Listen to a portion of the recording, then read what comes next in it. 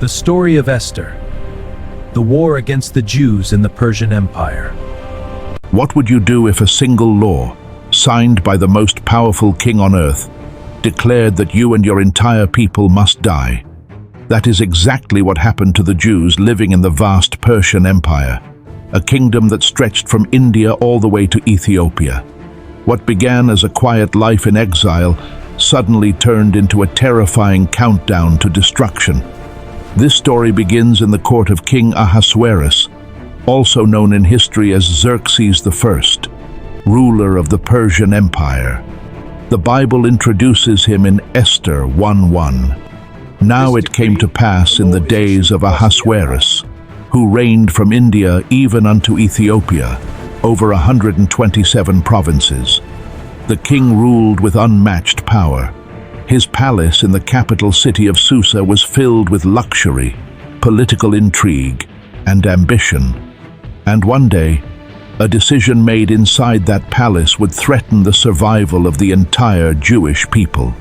But God was already moving, quietly, behind the scenes. Before the crisis began, God placed someone in the palace who would change history. Her name was Esther. Esther was a young Jewish woman living in exile. She had lost both her parents and was raised by her cousin Mordecai, a faithful Jewish man who served near the king's gate. When the king removed Queen Vashti from the throne, a search began for a new queen. Young women from across the empire were brought to the palace. Among them was Esther. The Bible says in Esther 2:17, "And the king loved Esther above all the women, so that he set the royal crown upon her head and made her queen instead of Vashti." Esther became queen of the most powerful empire on earth. But there was one secret. The king did not know she was Jewish. Mordecai had advised her to keep her identity hidden for the time being, and soon, that secret would become the key to saving an entire nation. Not long after Esther became queen, another man rose to power. His name was Haman. The king promoted him above all the other officials in the kingdom. Everyone at the king's gate was commanded to bow before him. But Mordecai refused. Why? Because Mordecai, as a faithful Jew, would not bow to any man as if he were divine. The Bible tells us in Esther 3:2, "All the king's servants that were in the king's gate bowed and reverenced Haman, but Mordecai bowed not." This infuriated Haman. At first, he planned to punish Mordecai. But when he learned that Mordecai was a Jew, his hatred grew even darker. Instead of targeting one man, he decided to destroy an entire people. The Bible reveals his sinister plan in Esther 3:6. He thought scorn to lay hands on Mordecai alone. Therefore Haman sought to destroy all the Jews that were throughout the whole kingdom of Ahasuerus. One man's pride had now turned into a plot for genocide. Haman approached the king with a carefully crafted lie. He told the king there was a group of people scattered throughout the empire who followed different laws and refused to obey the king's commands. Then he said something chilling. In Esther 3:9 he proposed, "If it please the king, let it be written that they may be destroyed." Haman even offered to pay 10,000 talents of silver into the royal treasury if the king approved the plan.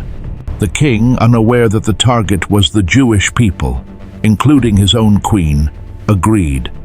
He removed his royal ring and handed it to Haman. With that ring, Haman had authority to issue a law across the entire empire. The decree was written and sealed. It declared that on a specific day, every Jew, young and old, men, women, and children, could be attacked and destroyed. The Bible records this shocking command in Esther 3:13. Letters were sent by couriers into all the king's provinces to destroy, to kill, and to cause to perish all Jews in one day. The day chosen was the 13th day of the month of Adar. The countdown had begun. Across the empire, fear spread like wildfire. When Mordecai heard the news, he was devastated. He tore his clothes, put on sackcloth, and cried out loudly in the streets.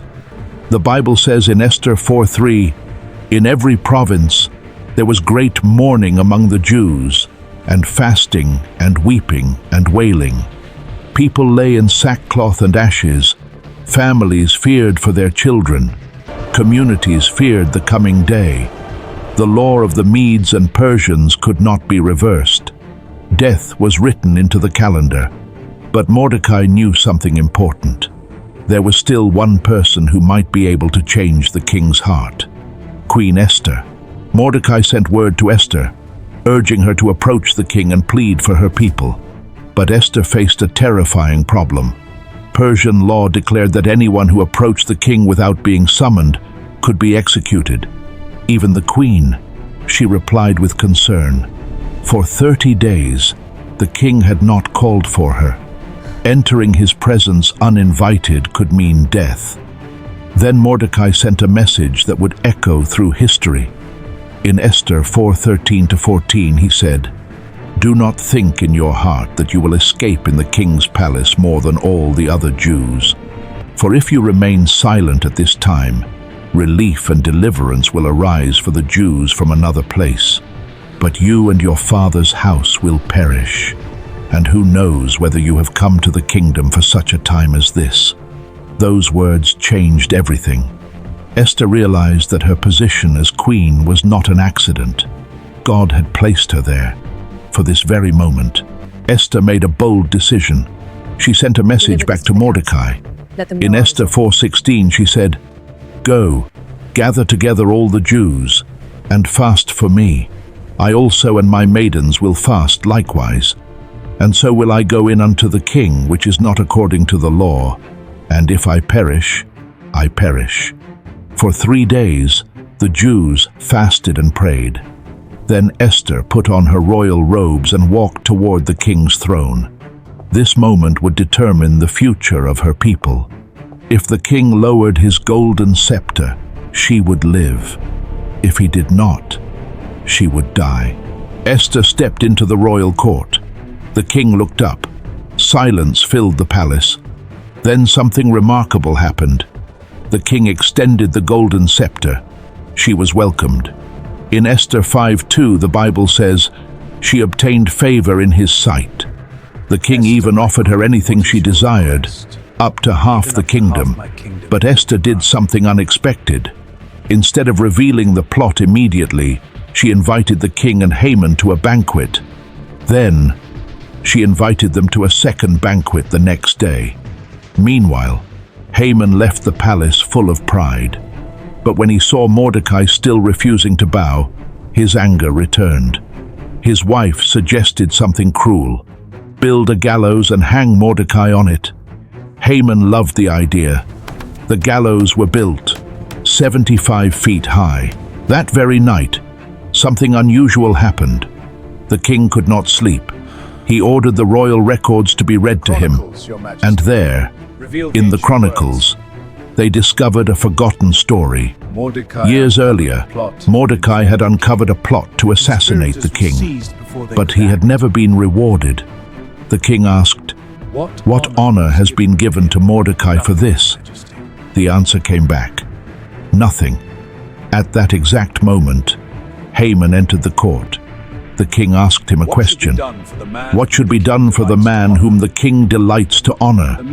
Haman assumed the king meant him, so he described a grand celebration, royal robes, a royal horse, and a public parade.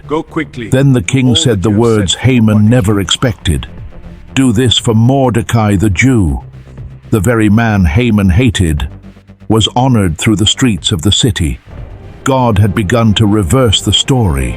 At the second banquet, the king once again asked Esther her request. This time, she revealed the truth. With courage, she said in Esther 7:3-4, "Let my life be given me at my petition, and my people at my request. For we are sold, to be destroyed, to be slain, and to perish." The king was shocked. Who would dare do such a thing? Esther pointed directly at Haman. The adversary and enemy is this wicked Haman. The king was furious, and when he learned that Haman had built gallows to hang Mordecai, justice was swift. The Bible records in Esther 7:10, "So they hanged Haman on the gallows that he had prepared for Mordecai." The enemy had fallen, but the law to destroy the Jews still existed. The king allowed Esther and Mordecai to write a new decree. It could not erase the old law, but it gave the Jews the right to defend themselves. The message spread across the empire. In Esther 8:16, the Bible says, "The Jews had light and gladness and joy and honor." The day that was meant for their destruction was about to become a day of victory. Finally, the day arrived. Across the empire, enemies gathered to attack the Jews, but the Jews stood together and defended themselves.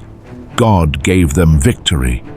The Bible records in Esther 9:1, "On the day that the enemies of the Jews hoped to have power over them, the reverse occurred. Their enemies were defeated.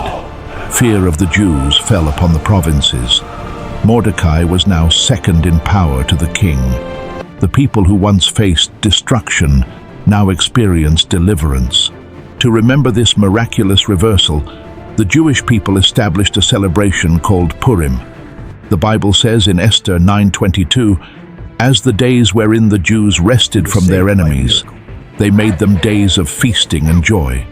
Even today, Jewish communities around the world celebrate Purim as a reminder of God's hidden hand in history. What makes this story so powerful is something many people miss. The name of God is never mentioned directly in the book of Esther, and yet, His presence is everywhere.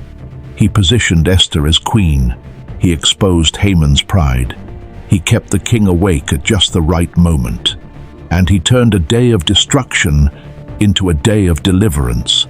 As Proverbs 21:1 reminds us, "The king's heart is in the hand of the Lord. He directs it like a watercourse wherever He pleases." The story of Esther reminds us that even when God seems silent, He is still working, still protecting, still guiding history toward His purpose. And sometimes, He places ordinary people in extraordinary positions for such a time as this. Even when God seems silent, He is still working behind the scenes. Just as He protected His people in the days of Esther, He is still guiding history today. And sometimes, the greatest miracles happen when everything seems impossible. As it is written in Romans 8:28, "And we know that all things work together for good to them that love God."